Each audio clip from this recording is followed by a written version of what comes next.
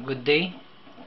Ito yung bago naming design na sensitive na check valve para sa breather namin. Para kung halimbawa pinatay yung hindi niya higupin yung tubig dun. So may papakita ako sa inyo. Ayan po yung production ng 5.2. Ayan po yung production. Ganyan lang po yung production dahil nga po dito sa check valve na to. So makikita nyo, akala nyo okay, lalo na igaganyan nyo lang siya, hindi nyo makikita na may problema na pala dahil dito na lumalabas yung ibang hydrogen tsaka oxygen. So pag ganyan na mangyayari, kasi porque may lumalabas doon, tapos yan, sayang lang din yung tsaka ayan. Ito kasi nabibili sa mga auto supply. Ang problema nito, phase out na. Mahirap nang hanapin. So gumawa na kami ng paraan para hindi na kami magka-problema. Dahil yun, para sa sasakyan po talaga yun. Ito, para sa hydrogen generator, dinesign po namin. Ito, dinesign ko to. Makikita nyo. Ayan. So makita nyo yung lakas ng production niya talaga. Ayan. Wala pong leak yan. Ayan, makikita nyo wala pong bubbles. Baliktarin natin para makita nyo na umaandar po talaga na siya. Pag baliktarin natin, so ibig sabihin nun, palabas naman po yung hangin. Ayan.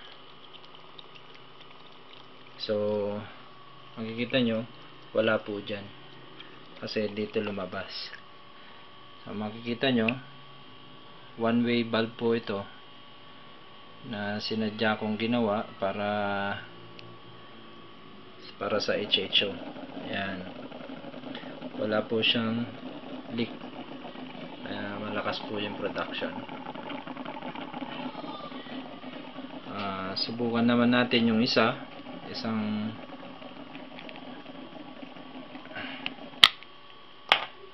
ayan.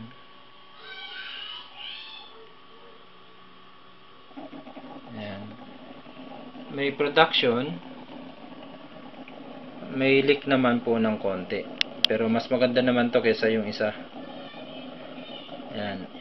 So sayang din yung lumalabas dito. Ang problema nito, pag once na may lumalabas dito at kung natatagtag o nababibrate ng makina, lalaki yung lalo na kung napasukan na ng moist to. Ayan.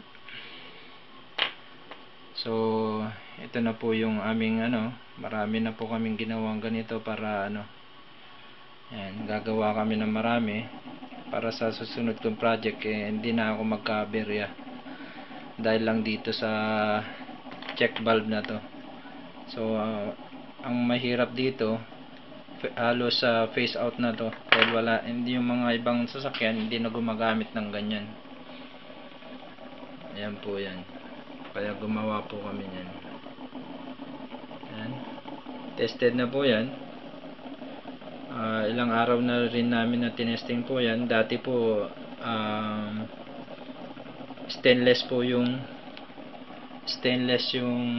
magkabilang dulo niya. Kaya yung mga yung mga breather nyo, subukan yung yung mga kapwa kong gumagawa din, minsan dito nagkakaloko. Kaya subukan nyo yung gaganyan para sigurado kayong okay ba yung nabili o hindi. Pero kahit na okay po kasi yun, minsan talagang may leak dahil kailangan ng mataas na pressure o kaya pero pang HHO, ito po yun. Kaya gumawa po ako nito. Sarili kong gawa po yan. So tested na po yan. Wala na pong yan. Okay, thank you. Subscribe po kayo para sa susunod kong video updated po kayo. Maraming salamat po.